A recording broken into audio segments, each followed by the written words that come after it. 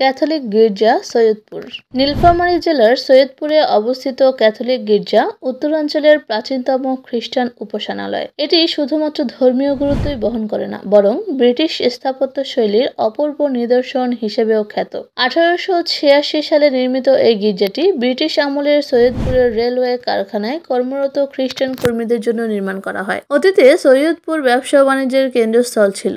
British শাসনামলে Assam Bengal railway স্থাপিত হলে সৈয়দপুরের গুরুত্ব অনেক বেড়ে যায়। রেলওয়ে স্টেশনের ঠিক উত্তর পাশেই একটি ছোট লোকোশেড স্থাপন করা হয় এবং লোকোশেডটি ঘিরে প্রায় 110 একর জায়গা জুড়ে রেলওয়ে কারখানা গড়ে তোলা হয়। রেলওয়ে কারখানার বাঙালি ও বিহারীদের পাশাপাশি রোমান, ক্যাথলিক এবং প্রটেস্ট্যান্ট সম্প্রদায়ের ব্রিটিশ ও অ্যাংলো ইন্ডিয়ান কাজ করত। কর্মরত খ্রিস্টানদের উপাসনালয়ের জন্য ব্রিটিশ সরকার সাহেব পাড়ার দুই প্রান্তে রোমান ও ইউরোপীয় স্থাপত্যকলার সমন্বয়ে দুইটি গির্জা নির্মাণ করেন। রেলওয়ে কারখানা গেট সংলগ্ন গির্জাটি যীশু খ্রিস্টের মাতা মেরি নামে উৎসর্গ করা হয়। 1892 সালে ব্রিটিশ সরকারের গির্জার পাশে রেলওয়ের 3 বিঘা জমির উপর পুরোহিত ভবন রয়েছে। দূর দূরান্ত থেকে অনেক প্রাচীন শিল্পকলায় সমৃদ্ধ এই গির্জা দুটি দেখতে আসেন। কিভাবে যাবেন? ঢাকা থেকে সড়ক, রেল ও আকাশপথে নীলফামারী জেলায় যাওয়া যায়। ঢাকার কলেজ গেট, গাবতলী ও মহাখালী হতে নীলফামারী সৈয়দপুর যাওয়ার সরাসরি বাসগুলো ছেড়ে যায়। এসব বাসের জনপ্রতি ভাড়া লাগবে 800 থেকে 950 টাকা।